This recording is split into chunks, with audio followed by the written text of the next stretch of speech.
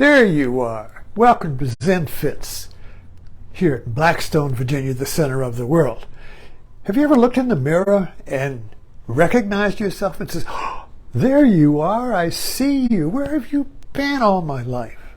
There you are. My beloved, I see you. Just like an avatar, I see you. I see you. There you are. Where have you been hiding? I've been looking for you. I've been looking for you, my beloved.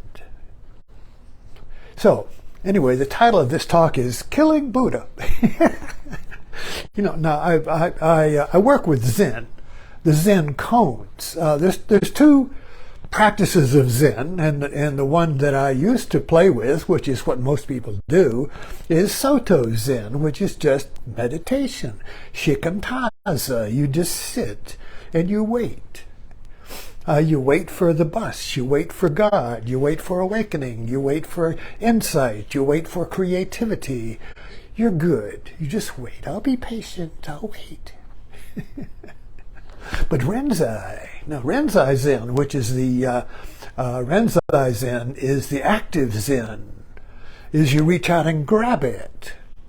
You actively participate in the creation of your world. A co-creator, not the created. This is a big debate now about God. Are we created? If we're created, then we feel the victim, because the created is passive.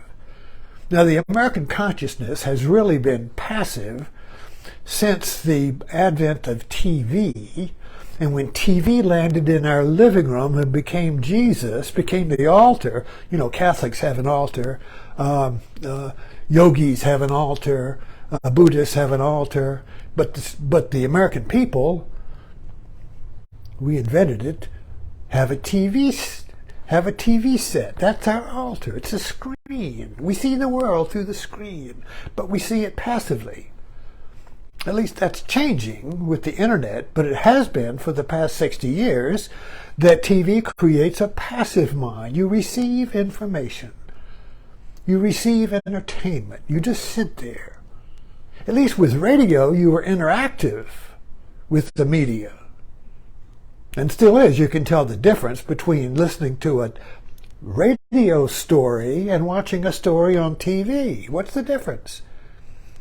If you listen to the Lone Ranger on radio, which is what I grew up with, lying on the floor with a coloring book, listening to the Lone Ranger, and watching the Lone Ranger on TV, you can see a big difference.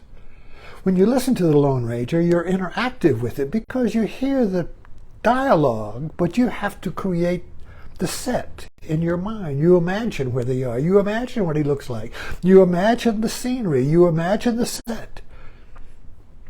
But all you hear is the sound, you see. So you have to interact with the story. But with TV and movies, it's all given to you. You don't do anything. You just take it in, you see. You're not interactive. You're not a co-creator.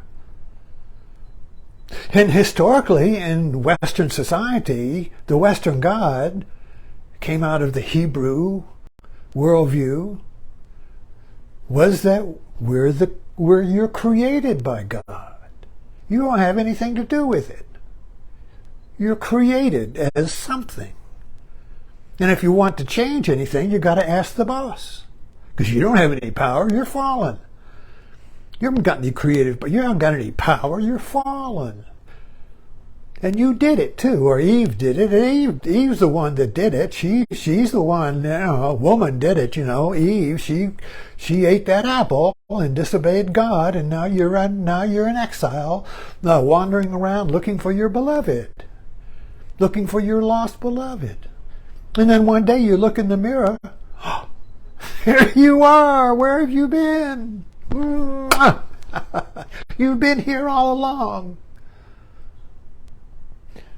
I think a lot of people have that experience. Maybe a woman gets her hair just right, or gets the right dress. Or the man is finally successful on something. He looks in the window and sees somebody. He sees power. There you are. I've been looking for you. So we've been looking for ourselves.